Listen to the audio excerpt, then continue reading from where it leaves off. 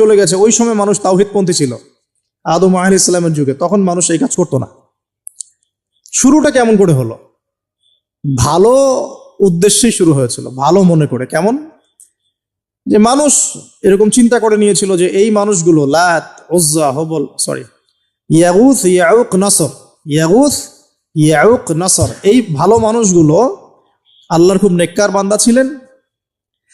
তাদের স্ট্যাচু তৈরি করা যায়, তৈরি করলে কি হবে? এগুলোকে দেখলে আমাদের আগ্রহ জন্মাবে ইবাদত করার ব্যাপারে। এটা ছিল ওদের থটস।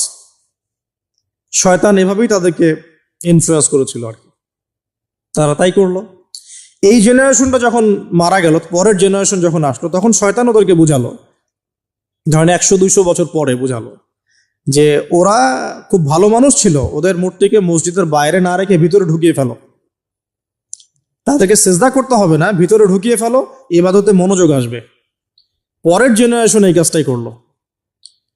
থার্ড জেনারেশনকে শয়তান বোঝালো যে সরাসরি ওদের কাছে চাইলেই হবে, তারা আল্লাহ পাকের অনেক মানে কি আনুগত্য প্রাপ্ত, নৈকট্য প্রাপ্ত বান্দা, সরাসরি তাদের কাছে চাইলেই হবে। আল্লাহর কাছে চাওয়া, এখানে চাওয়া একই কথা, ওখানে সেজদা করা, এখানে সেজদা করা একই কথা।